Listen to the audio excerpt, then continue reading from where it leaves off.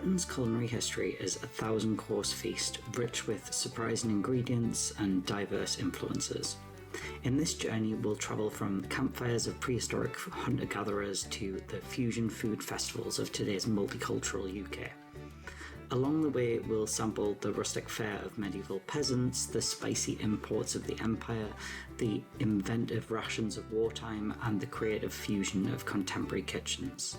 It's a tale wide as the dinner table is long, and it's not just about kings and banquets, but also about everyday people, especially women, cooking at home, immigrants bringing new flavours, and how food has shaped society and identity. I'll try to keep things lighthearted while digging into some serious themes: colonialism's bitter aftertaste, the unsung labour of women in kitchens, and how what's on the plate connects to national identity. Grab a cup of tea, imported of course, and let's tuck in.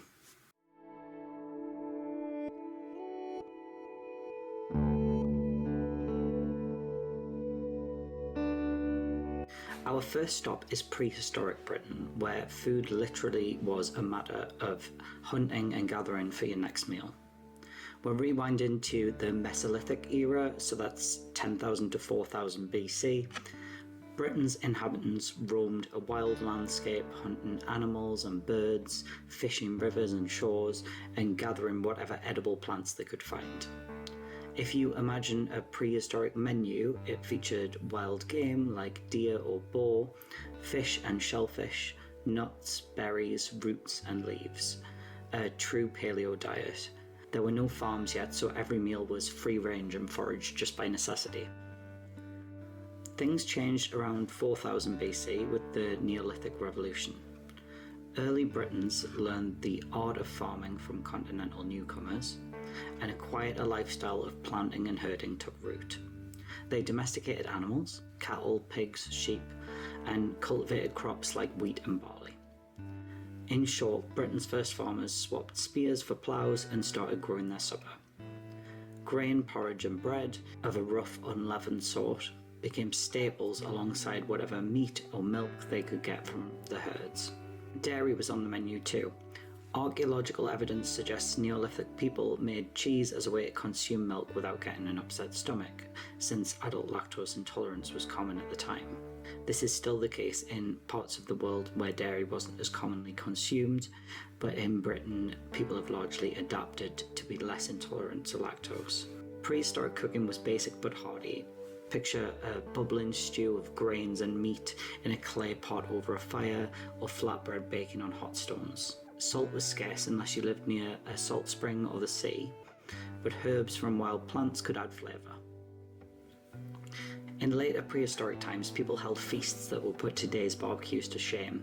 At Durrington Walls near Stonehenge, archaeologists found garbage heaps full of animal bones, mostly pig and some cattle, indicating giant roast dinners around 2500 BC.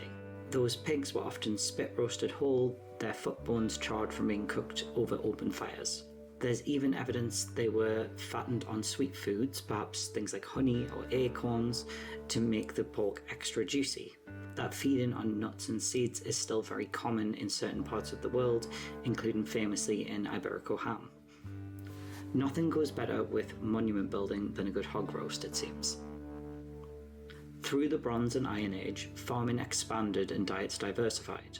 Somewhere between 2200 and 800 BC, Britons were planting new crops like peas and beans and an early type of wheat known as spelt. In the Iron Age, which is around 800 BC to 43 AD, they even had the first chickens. Chickens aren't native to Britain, so the Iron Age Brits were on the cutting edge of poultry technology. They also may have tasted imported luxuries like wine before the Romans ever arrived.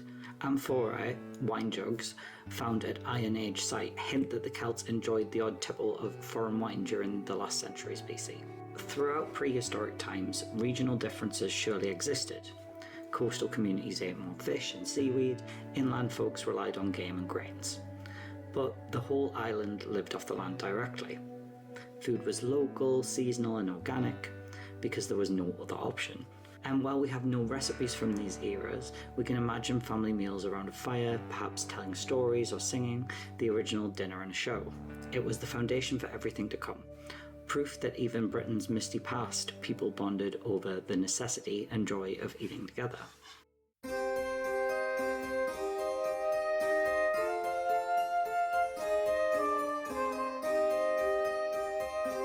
When the Romans invaded in AD 43, they didn't just conquer Britain, they also kicked off the culinary revolution. The Roman Empire was like a vast supermarket of the ancient world, and suddenly Roman Britain had aisles of new ingredients to explore. The Romans introduced foods that would become mainstays of the British diet, from mundane vegetables to exotic seasonings. For starters, thank the Romans for your garden cabbages, peas and carrots. They brought over a variety of vegetables, cabbages, leeks, onions, turnips, basically everything you would need to make a soup or stew. They also introduced new fruits and nuts like grapes. There were even vineyards in Britain. If you've ever enjoyed a carrot cake with walnuts, you might tip your hat to some Roman farmer planting the first walnut tree in Britannia. Most importantly for flavour, the Romans spiced up the local palate with herbs and spices, previously unknown to Britons. Garlic arrived. British food without garlic today is pretty much unthinkable, along with herbs like dill, basil and thyme. Pepper, imported from India, also made its debut, though only the wealthy could really afford those precious peppercorns. Imagine a Roman British noble sprinkling pepper on roast meat to impress dinner guests who'd never tasted such a thing before. The concept of cooking with olive oil and wine also arrived with the Romans, replacing or supplementing the local fats like butter and lard. Before this, it was very unusual to use liquid oils in cooking in the UK, and this was very much the case still until recent times except for the wealthy. The Roman presence meant a clash and mix of food cultures. Native Britons had their barley, ale and game stews, while Romans brought wine, olives and fancy sauces like garum, a fermented fish sauce. Think of it as the ancient ancestor to Worcester sauce. Archaeologists have even found remnants of garum in Britain, indicating that some Romanised Britons acquired a taste for this pungent condiment. The Romans also likely introduced rabbits to Britain, not as cuddly pets, but as farmed game for the table. So the cute bunnies hopping around the countryside today are descendants of Roman-era escapees and livestock. Cheaper cuts of pork and new breeds of domesticated fowls such as pheasants added more variety to our diets. Food mirrored social order in Roman Britain. The wealthy held lavish banquet feasts in their villas, complete with multiple course dinners, imported wine in silver goblets, and dessert courses of fruit and honey cakes. A Roman British banquet might start with oysters from the Thames estuary, followed by roast meats cooked with herbs, and end with grapes or figs imported from the sunny Mediterranean. Meanwhile, common folks in both Roman towns and the countryside ate simpler fare. Coarse brown bread, porridge, cabbage or turnip pottage, perhaps a bit of salted bacon or smoked fish, but even they benefited from Roman farming improvements. Better crop yields, new vegetables, and the occasional taste of the fancier foods from trickling down. One fun fact: Britain's beloved leek, now the symbol of Wales, was likely made popular by the Romans. They grew leeks widely. The Emperor Nero was nicknamed Porphyragus, leek eater, for how many he ate, believing it was good for his singing voice. The Roman legions also planted kitchen gardens at their forts, so soldiers on Hadrian's Wall might have had a small herb patch to liven up their rations, and they certainly introduced the habit of bathing and dining. The spa town of Bath was a Roman leisure centre where people could soak in the hot springs and then enjoy a nice meal Roman style. By the time the Romans withdrew in the early 5th century, Britons had acquired a taste for many new foods. Some of these would vanish when the Roman trade links were cut, goodbye to pepper and fine wine for at least a few centuries, but others took permanent root. The apple, for example, was known in pre-Roman times, but Romans introduced new sweeter varieties and orchard techniques, paving the way for the Great British apple tradition. In short, the Roman era added spice, literally and figuratively, to British cuisine, making it far more cosmopolitan. As English Heritage put it, The Romans brought a variety of exotic foods and seasonings that broadened the British palate. Britain's dinner table would never be the same. Once garlic and herbs marched in, there was no going back.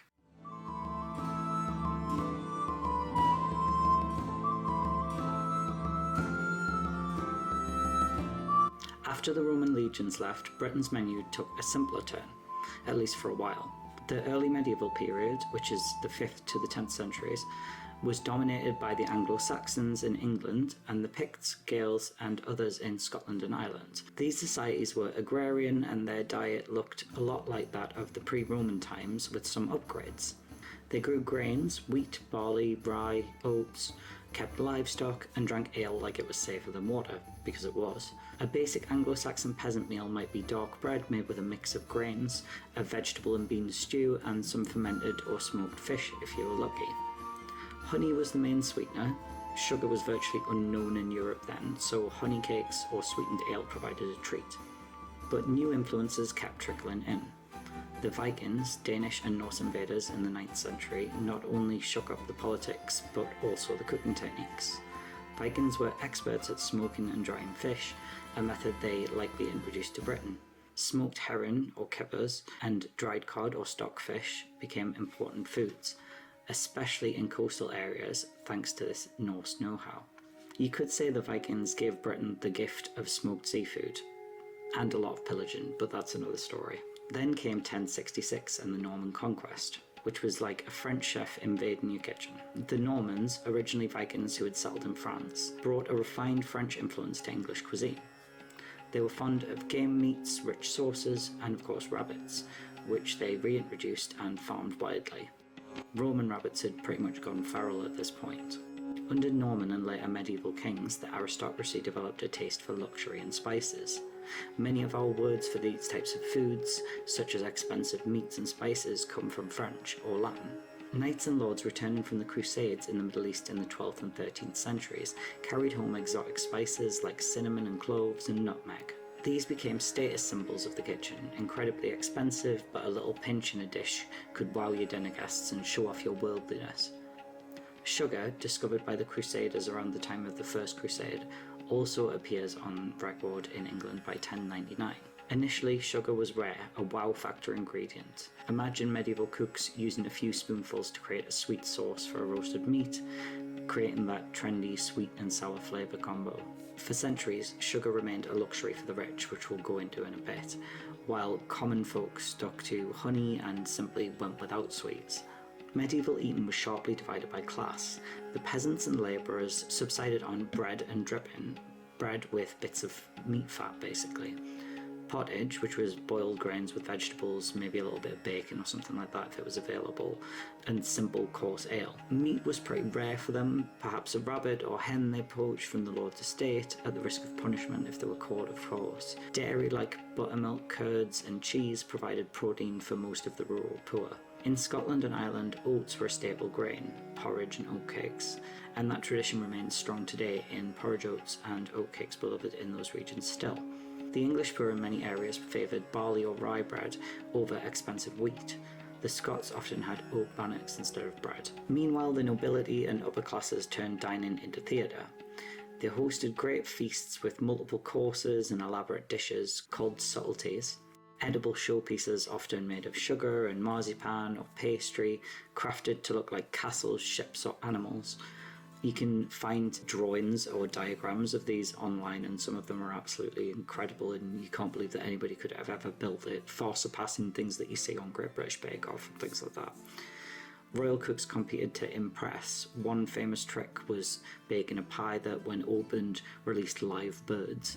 And yeah, that is where the nursery rhyme 4 and 20 blackbirds came from. A spectacle more to amuse than to nourish the audience. For actual eating, a noble feast in, say, the 14th century might include roast venison, glazed swans or peacocks. They'd be redressed in their feathers for the presentation, spicy stewed fruit compote, and wine imported from France or Spain. Guests ate off trechers, which were stale flatbread that was used as plates, and wiped hands on the tablecloth. Manners were evolving, but not there yet. Feasting and fasting both played roles. The medieval church imposed dietary rules. no meat on Fridays or in Lent, so fish consumption was huge. This led to some creative recipes for fish and to the preservation of fish by salting or smoking so that it could be transported inland. Herring was basically medieval fast food in coastal towns.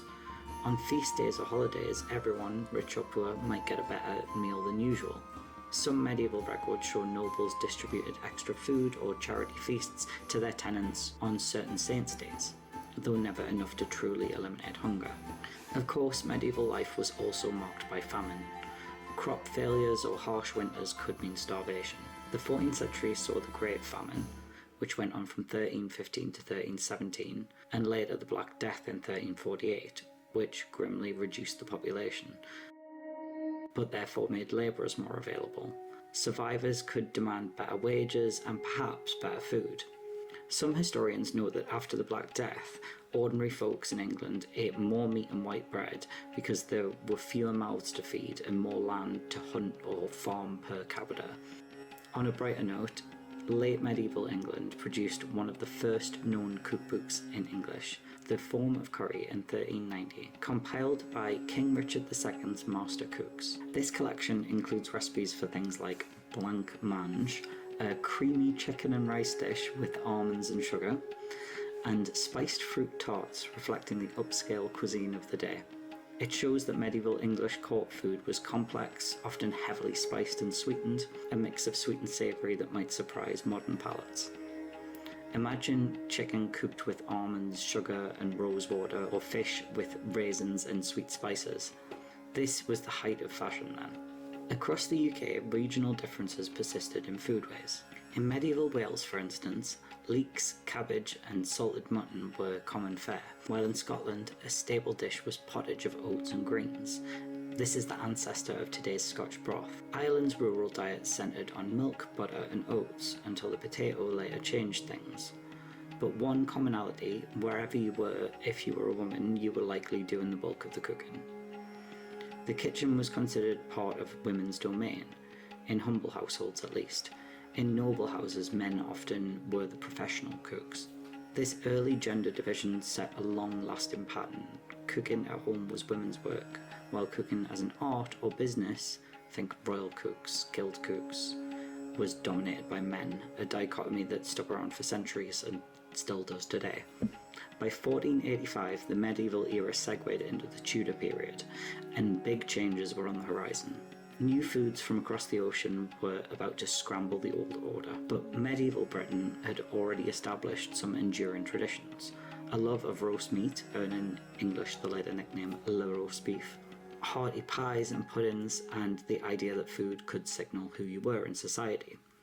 The stage was set for an age of exploration that would add both wonders and woes to the British diet.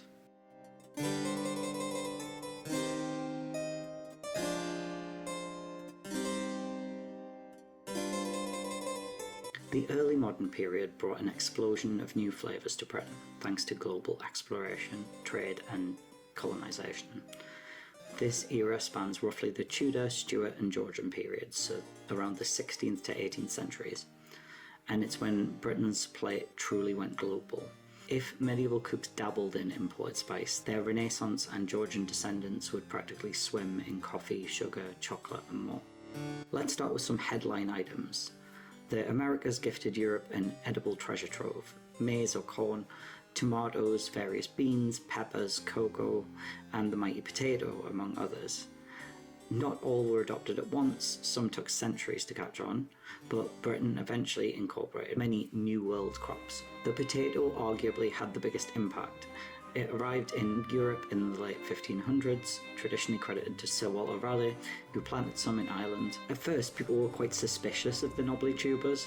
They're related to poisonous nightshades after all. In fact, all of their wild relatives in the UK are poisonous. Many of us associate the sweet potato with newer imported foods, but the 16th century English herbalist John Gerard began to refer to the sweet potato as common potato and the newer in production as the Virginia potato or bastard potato.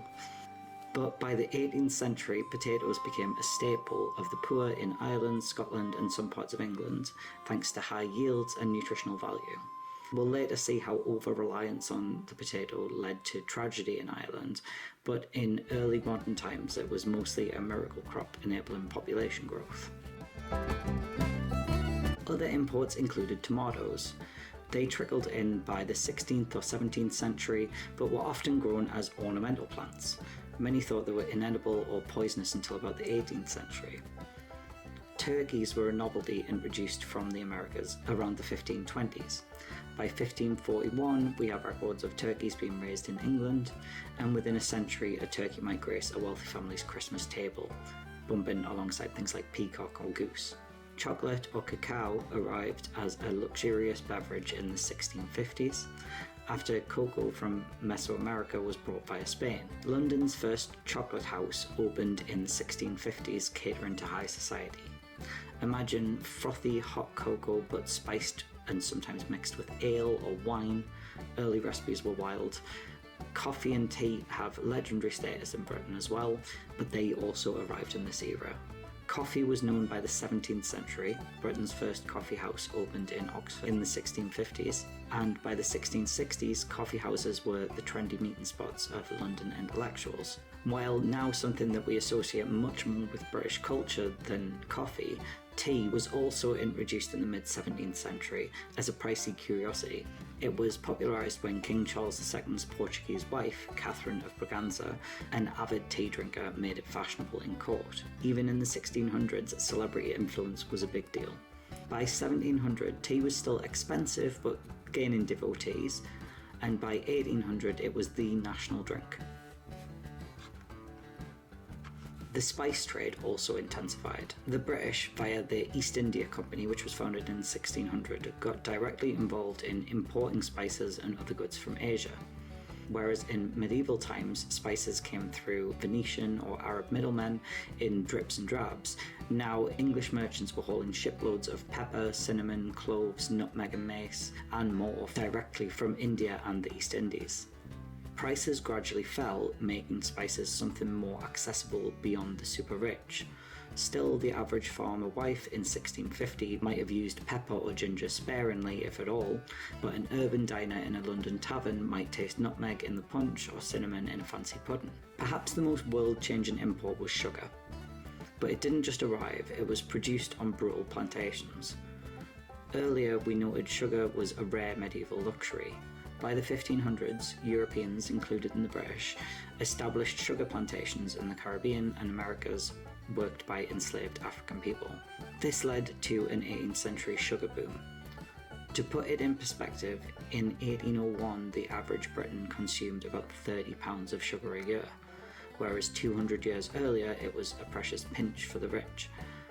Sugar went from fancy statues at Queen Elizabeth's banquets. She had sugar sculptures of animals at a 1591 feast, lions, camels, even unicorns made of sugar, to a daily staple for ordinary folks' sweet tea and treacle pudding. By 1800, even servants and labourers were putting sugar in their tea. But this sweetness had a dark side. It was directly tied to the slave trade and colonial exploitation. The English sweet tooth fueled an industry of human suffering on West Indian plantations. Not everyone ignored this fact. In the late 18th century, abolitionist campaigns urged consumers to boycott slave-grown sugar. In the early 1790s, as many as 300,000 Britons, many of them middle-class women who managed household shopping, joined a sugar boycott to protest slavery. This was one of history's first mass consumer boycotts and showed a growing moral awareness. So the story of sugar is a bittersweet one. It democratised pleasure in the British diet, but at an enormous human cost, which reformers and formerly enslaved people like Olaudah Equiano and Ottobah Cugoano worked to expose. Unfortunately, the sugar boycott alone didn't do enough to abolish slavery, but technological advances in the production of beetroot allowed European growers to develop a variety that could be used to produce sugar instead, cheaply and in a northern European climate. By the early 19th century, Britain's own sugar industry had begun. Now back to the dinner table. The 1700s in Britain saw a culinary paradox. Simple, hearty English or British fare persisted, roast beef, mutton, root veg, pies, and indeed became a point of national pride, versus a growing appetite for exotic foods and French-inspired fancy cooking among the elite. In fact, roast beef became an emblem of British identity. An 18th century song, The Roast Beef of Old England, celebrated it, and the French jokingly began calling us the roast beefs. To patriotic Britons, roast beef with ale symbolised strength and liberty, unlike those supposedly underfed, fancy sauce-loving French. As one author noted, by the 18th century, the English had come to see their national essence distilled into cow flesh, slowly roasted. This was a proud contrast to the scrawny, beef-deprived peasantries of the continent. So while European influences poured in, part of the British psyche clung to the traditional no-nonsense cuisine as an expression of national character. That said, the rich were happily hiring French chefs and dining a la mode by the Georgian era. Imported wines, fancy desserts, and elaborate sauces all graced their tables. But the Industrial Revolution, looming in the late 18th century, was about to change food for everyone, rich and poor, in practical ways. Preservation, mass production, and new social challenges.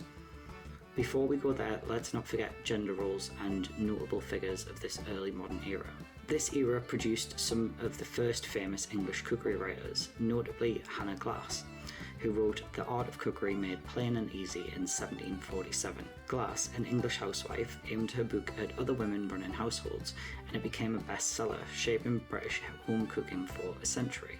Yet, typical of the time, women's contributions to the culinary arts were often downplayed by male-dominated institutions. Female-authored cookbooks were considered mere domestic manuals, whereas male chefs, often French, were seen as authoritative professionals. That divide, home cooking as a women's sphere, haute cuisine as a men's arena, persisted. Interestingly, Glasse's recipes included several for curry and pilau, showing that Indian influence had already arrived in British kitchens by the mid-18th century. Speaking of Indian influence, it deserves special mention. The British presence in India, which grew in the 18th century, led to fascinating culinary exchange. British officers and officials developed a taste for Indian dishes, and Anglo-Indian cuisine was born. Dishes like kedgeree, which developed from Indian khichdi, mulligatawny soup, and various curries were all adopted and adapted. In 1809, a Bengali immigrant named Sheikh Deen Mohammed opened the Hindustan Coffee House in London, the first Indian restaurant in Britain. Unfortunately, it was ahead of its time and closed within a few years due to lack of patrons. But by the late 19th century, as we'll see, curry had become quite fashionable. Even Queen Victoria was a curry fan. The stage had already been set for Britain to declare chicken tikka masala its national dish, but we're not there quite yet. Finally, by 1800, Britain stands on the cusp of the modern age. A land of beef and pudding, but also tea and sugar, where an elite dines on French-style courses by candlelight, while a weaver's family in Manchester has bread and potatoes with sweet milky tea for supper. Food is about to get industrialised.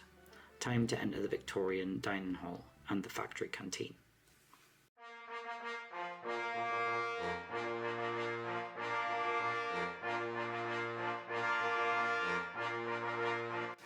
The 19th century in Britain was a time of rapid change, and the dinner table felt it. The Industrial Revolution had people flocking to city factories, and feeding the urban masses became a new challenge. At the same time, the British Empire was at its peak, funneling in wealth and ingredients from all over the globe. This era gave us fish and chips, canned food, and the first supermarkets of a sort, but also slums where malnutrition was common. In the early 1800s, industrialisation meant many working class people no longer grew their own food. They depended on markets and shops. Transport improvements like railways from the 1830s onwards allowed fresh food to move much faster than ever before. For example, regional specialties could travel, Scottish Aberdeen Angus beef to London, or Cornish fish up to the Midlands. Railways even helped create the iconic combo of fish and chips. Fast trains could bring fish inland from coastal ports packed in ice to be fried on site. By the 19th century, fish fried in the Jewish style, borrowed from Sephardic Jewish immigrants, and chips, fried potatoes, a technique possibly adopted from Belgian or French sources, came together as a cheap filling meal for workers.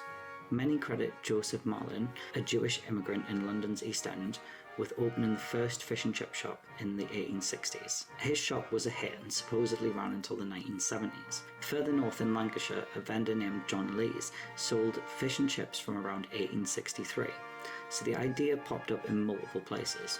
By 1900, chippies were everywhere, the original British fast food with independent shops on every high street. Fish and chips were wrapped in newspaper for insulation and eaten with fingers, providing cheap sustenance during tough economic times and becoming a beloved national dish. Industrial tech changed home cooking too. The tin can was invented around 1810, enabling food to be preserved longer. Early canned foods were luxury items, like canned meats from Arctic expeditions or military rations. But as canning got cheaper, by the late 1800s, average folks could buy tinned peaches, condensed milk, or canned soup, early convenience foods. Brands we know today got their start. For instance, Heinz, an American company, introduced baked beans and tomato sauce in Britain in 1886, and it became a hit. By Edwardian times, tinned food and packaged goods were part of the pantry. Food safety, or lack thereof, became a public issue. Urban bread might be adulterated with alum or chalk to make it whiter, beer could be watered down, and tea leaves were used and coloured with toxic additives. Scandals over these practices led to the first food regulations, for example, the Food Adulteration Act of 1860. There was a growing sense that feeding the nation was a matter of national strength. Figures like Justus von Liebig, a German chemist, influenced British thought on nutrition, and by the late 19th century, scientists were identifying proteins, carbs, and the like, leading to more focus on balanced diets, though vitamins were not yet known. Victorian Britain also had stark class differences in diet. The wealthy of Victorian times enjoyed a truly opulent food culture. Multiple course dinners with fine wines, imported tropical fruits, pineapples grown in English hothouses were a status symbol, and French chefs like the great Escoffier cooking at London's Savoy Hotel from the 1890s. Meanwhile, the urban poor might subsist on bread, dripping, sugary tea, and maybe a bit of cheap fish. An infamous staple for London's poor was the fourpenny dinner. Basically, a cheap meal from a street vendor, perhaps eels stewed in liquor, jellied eels in East London, or a meat pie that might be heavy on the pastry, light on the meat. Gruel, a thin porridge, was not just a Dickensian plot point, it was a reality for workhouse inmates. The diet of factory workers in, say, 1850s Manchester might be hot buttered toast and tea for breakfast, a midday snack of pie or bread at the factory, and supper of bread with maybe a bit of cheese or herring. Little fresh fruit or veg, scurvy and rickets were super common. Social reformers like Florence Nightingale and Alexis Soyer noticed the link between nutrition and health. Alexis Soyer is definitely a character worth noting. He was a French chef in London at the Reform Club and a bit of a showman, but also a humanitarian. During the Great Irish Famine, Soyer travelled to Dublin to set up a model soup kitchen in 1847. Thousands were fed from his famine soup, though some found it unpalatable, at least it was nourishment. Soyer also later went to Crimea during the war to improve British army cooking. So he's a lesser known figure who used culinary skills for social good, bridging fine dining and mass survival. Victorians also saw the rise of the cooperative movement. The Rochdale pioneers in 1844 set up a food co-op store so working folks could get pure food at fair prices, and soup kitchens and charities for the urban poor. So while Charles Dickens was writing about hungry children and gruel, others were trying to make sure real-life Olivers and Nancys had at least something to eat. The late 19th century also introduced vegetarianism in Britain. The Vegetarian Society was founded in Ramsgate in 1847. Influenced by religious and social reform ideas, vegetarians advocated a meat-free diet for health and morality. Though very much a minority, they did lay the groundwork for future movements. While much of our food history focuses on England, we should also mention Scotland, Wales and Ireland in this era too. Each had very unique situations going on. Ireland, under British rule, suffered the worst famine in modern history, the potato blight. Potatoes had become a staple for the Irish poor since landlords exported most of the country's grain. And when blight hit mid-1840s, about 1 million Irish died and millions emigrated, including to Britain, which brought more Irish influence into English cities' culture and diet, but also much prejudice against Irish immigrants. At the same time, Scotland's Highlands were facing clearances, people evicted, leading to hardship and reliance on oats and seafood. But Scottish cuisine persisted with dishes like haggis, sheep's offal pudding, porridge and shortbread. Wales remained largely rural. Traditional Welsh foods like cawl, a stew, and laverbread, cooked seaweed, and of course the ubiquitous leek were staples. The industrial parts of Wales, coal country, had a diet akin to English workers, lots of bread, tea and cheese, leading to things like the Welsh rarebit, basically fancy cheese on toast. Now by 1900, British food supply chains were global and industrial. Grain from North America, meat from Australia and Argentina, refrigerated ships brought frozen mutton and beef, and tea from India or Ceylon all arrived to feed a growing population. The Edwardians loved their food. This was the era of extravagant Edwardian garden parties with tables groaning under ornate trifles, salmon mayonnaise and pigeon pies. But it all came to a screeching halt because of the world wars, which forced Britain to rethink food from the ground up.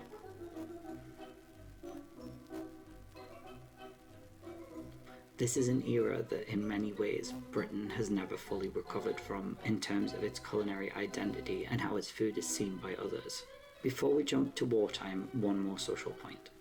The late Victorian and Edwardian age saw the rise of domestic science and formalisation of women's role as domestic managers. Isabella Beeton, who published Mrs. Beeton's Book of Household Management in 1861, became famous for cataloguing recipes and household advice, essentially training middle-class women to run efficient, proper homes.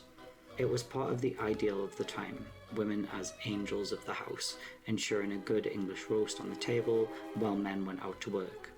Yet, as noted, the professional culinary world remained male-dominated and often French-run. This split, female unpaid domestic cook versus male superstar chefs, was stark, and it would be many decades before female chefs got similar recognition. So the industrial age gave Britain cherished comfort foods, fish and chips, baked beans on toast, a nice cuppa with sugar, but also highlighted inequalities and the need for state or collective action to feed people fairly. It set the stage for the government to step in heavily during the next big crisis, World War II.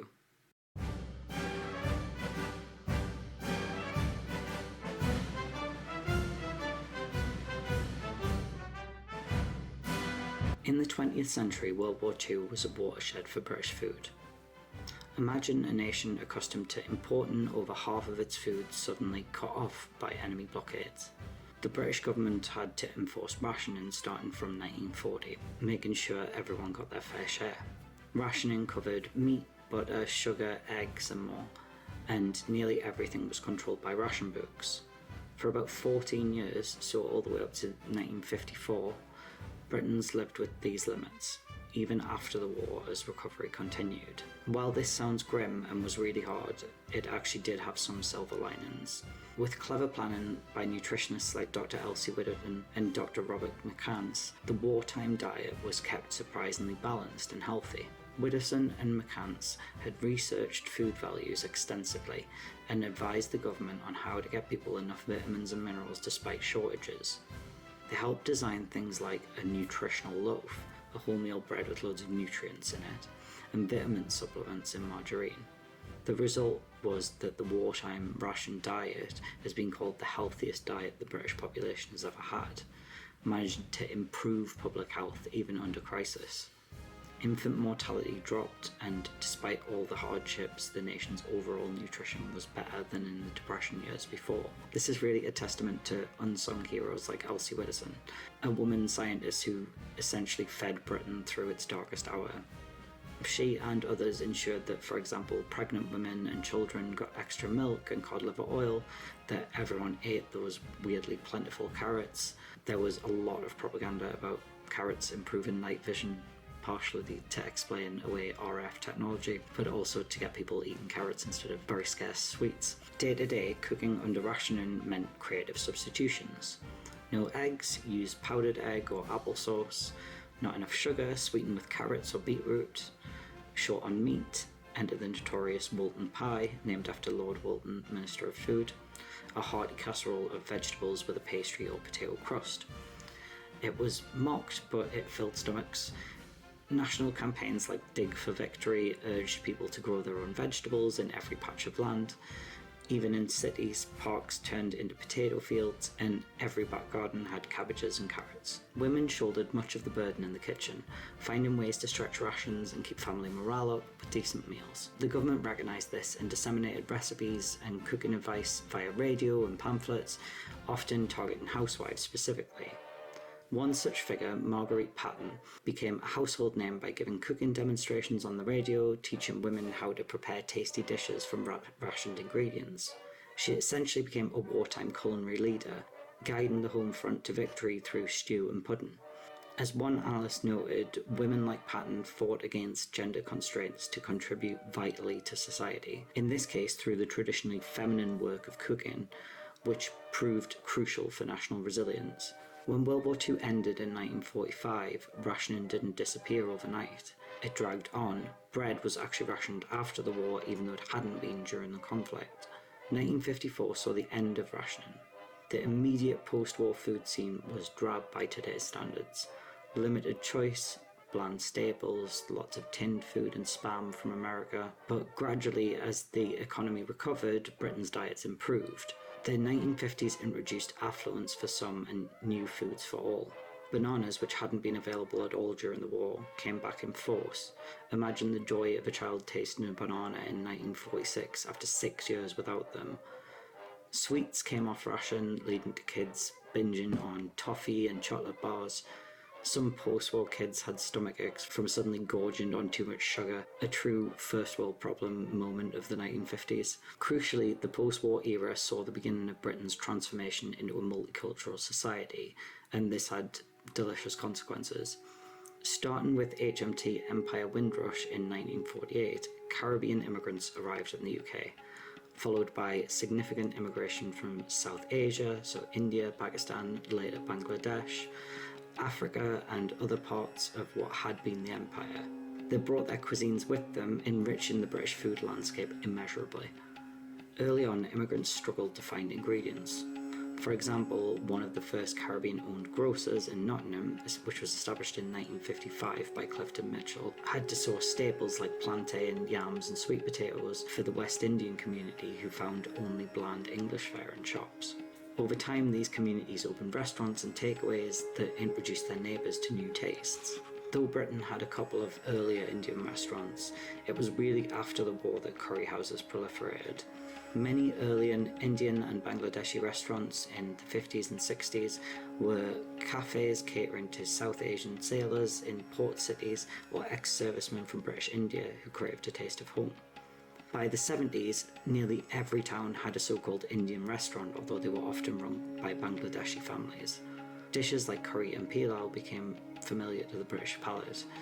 In 1971, chicken tikka masala is said to have been improvised by a chef in Glasgow, mixing a tomato cream sauce with tandoori chicken to please a customer, thus arguably creating Britain's most famous hybrid dish. Early Caribbean migrants faced ignorance of their food. For example, landlords banning smelly cooking of curries or jerk in their rooms, but through community gatherings, carnivals like Notting Hill Carnival, which was established in 1966, and sheer persistence, Caribbean flavours entered the mainstream. Things like Jamaican jerk chicken, rice and peas, roti, these started to become available in cities with Caribbean populations by the 60s and 70s. These days you can buy jerk everything, chicken, pork, jackfruit. By blending available ingredients like chicken and Caribbean spice, new fusions were born. The Afro-Caribbean take on fish and chips, where you might get jerk fish and yam fries. Another modern example being in Birmingham, a British Caribbean chef made headlines for serving classic British pies with Caribbean jerk seasoning. Chinese immigrants, some from old communities in port cities, others from Hong Kong in the 50s, and especially after the 1950s loosening of immigration, introduced Chinese takeaways. The first Chinese restaurant in London opened in 1908, but Chinese cuisine didn't become mainstream until after World War II. From the late 50s and 60s, though, Chinese restaurants and takeaway shops doubled and doubled again. By the 70s, the British habit of a Friday night Chinese takeaway was entrenched. British Chinese cuisine developed its own quirks, things like chips and curry sauce. Besides those from further flung immigration, European influences grew too. Travel abroad became easier in the 1960s. Package holidays to Spain were introduced. So Brits discovered garlic, olive oil, pasta and pizza, and they liked them. Supermarkets started stocking continental items. The first pizza in Britain was likely in Soho in the late 50s. By the 1970s, spaghetti bolognese was practically a British staple dish, though often a very anglicised version. On the technology side, the 60s and 70s kitchen filled up with appliances. Refrigerators became the norm, and then freezers, and then microwaves by the late 70s and 80s for quick cooking. These conveniences changed how women, still usually the primary cooks, managed their time. Ready meals saved labour on busy days, though some lamented the decline in cooking skills. Through the 60s and 70s, there was also a countercultural food movement. The hippie era embraced whole foods, organic farming and vegetarianism. The very first health food stores and vegetarian cafes opened, like Cranks in London in 1961.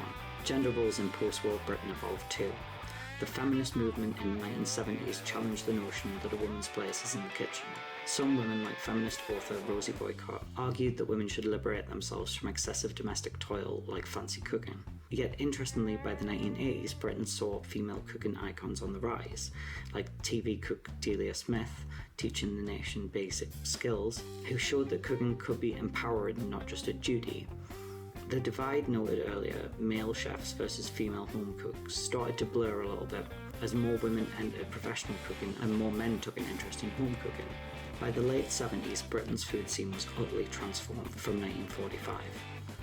No more ration books, instead supermarkets brimming with choice from all over.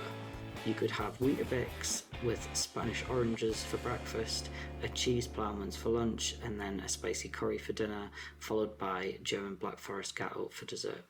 That eclectic menu wouldn't raise an eyebrow. But even more changes were coming in the globalised, foodie-crazed late 20th and early 21st centuries.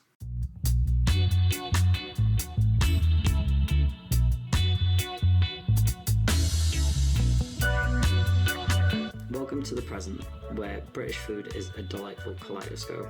The old stereotype of British cuisine being just fish and chips and overcooked veg is very outdated.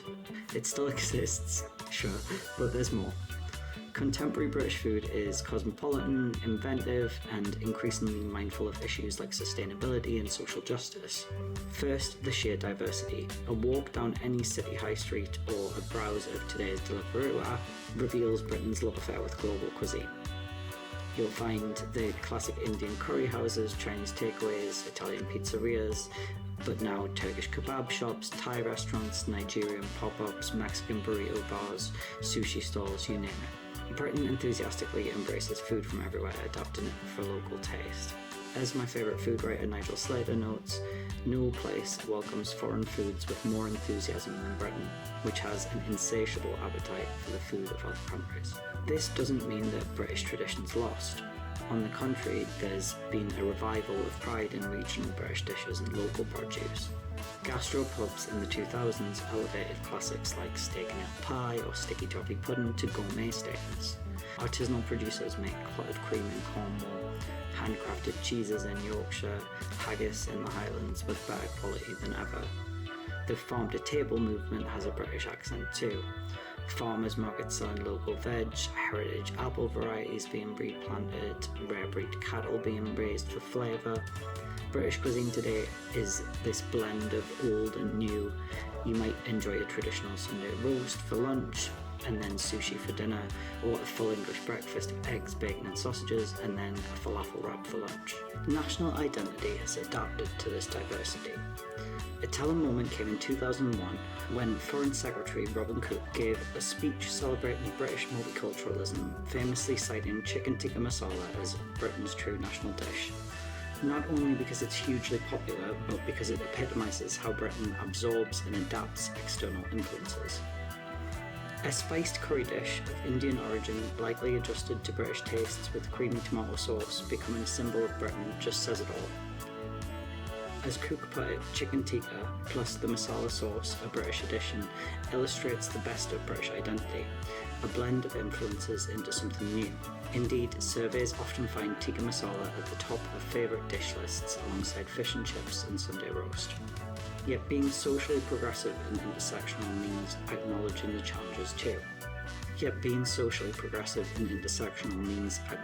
challenges too. Food poverty exists in modern Britain. Food banks have become widespread in the 2010s and 2020s as some families struggle to afford meals even while others enjoy artisanal lattes and avocado toast. Activists and public figures have taken up the cause. Footballer Marcus Rashford recently campaigned for free school meals for children in need. There's also renewed focus on workers' rights in the food industry, from farm labourers to restaurant staff, and on ethical sourcing, fair trade tea, sustainable fishing, that sort of thing. The legacies of colonialism are being revisited critically. For instance, British museums and media now openly discuss how beloved products like tea, sugar and chocolate have colonial pasts of exploitation, and immigrant communities are finally getting recognition for their contribution. For example, in 2023, Britain celebrated 75 years of the Windrush generation, highlighting how Caribbean Brits transformed national food culture with their recipes and enterprises. Today, the kitchen isn't strictly a woman's domain or a man's domain, it's a space for anyone with a passion. We have prominent women chefs, Monica Galletti, Claire Smith, and legendary home cooks like Mary Berry, and more men taking up home cooking, splitting domestic duties. TV shows like The Great British Bake Off display people of all genders as equally enthusiastic bakers. However, as a legacy of the past, professional kitchens can still be macho environments, something many chefs and writers are working to change. The feminist food scholars point out that while male celebrity chefs often get glory, it's important to honour the historical feminised labour of all those mums, grandmas and unsung cooks who kept Britain fed. We even have restaurants on the cutting edge of the food scene in the UK. There's modern and molecular gastronomy, not always as Heston Blumenthal paints it, with things like bacon and egg ice cream. And there's ultra-traditional nose-to-tail cooking, Fergus Henderson popularised using every part of the animal, very old British thrift brought to fine dining. Veganism has surged and the UK now has a vibrant vegan food industry, from plant-based fish in your fish and chips to meat-free haggis. Concerns about climate change are leading many Britons to reassess meat-heavy diets that were once a point of pride. Meanwhile, street food markets offer a smorgasbord from all cultures, often run by second-generation immigrants putting modern spins on their heritage dishes, like a young British Pakistani chef doing Punjabi burritos or a British Nigerian making jollof rice arancini. One could say Britain has finally turned its post-war reputation for dull food on its head.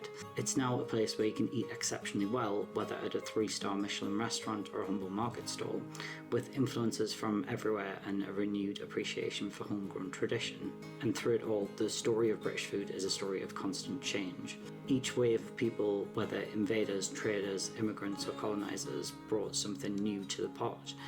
Sometimes that came with injustice as well as colonial exploitation, sometimes with cultural clash, but in the end it did create a richer cuisine. So what is British food today? It's still a Sunday roast shared with the family with Yorkshire puddings and gravy. It's an Indian curry on a Friday night, a jerk chicken at carnival, a Scottish haggis on Burns night. It's a Cornish pasty in a worker's lunch and the tofu stir fry in a student dorm. It's the wartime carrot cake born out of necessity and the artisanal cheddar made by monks. It's high tea with cucumber sandwiches and late night kebabs after the pub. British food is, in a word, diverse, a reflection of all the people who make up Britain.